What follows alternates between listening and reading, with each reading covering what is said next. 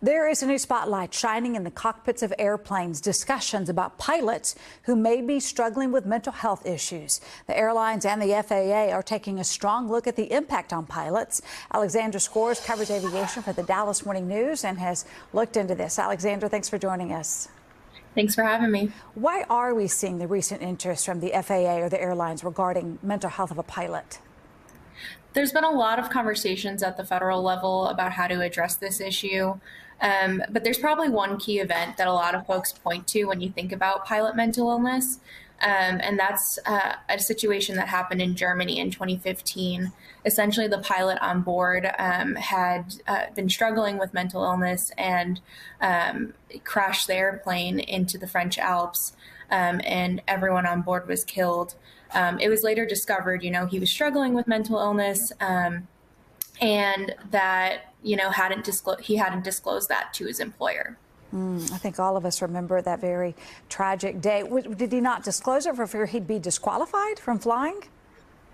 Right. Yeah. Well, that's kind of the situation in his hand is, there's that fear of being disqualified, or there's the fear of unknown. Could you lose the medical certificate that is required by by the FAA to fly a plane? Pilots are supposed to be in peak health, peak mental fitness.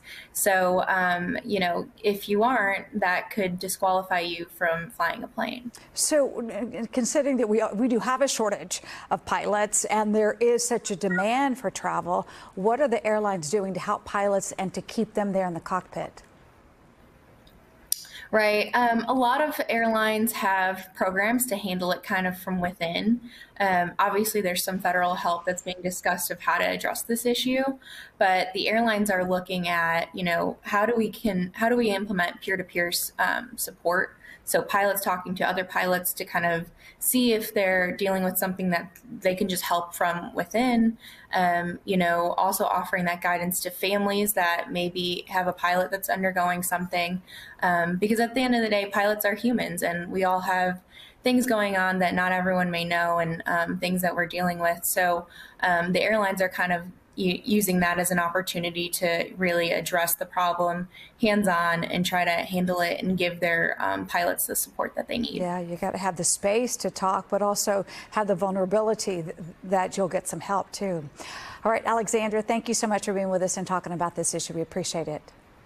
Thank you. You can read more of Alexandra's work right now on dallasnews.com.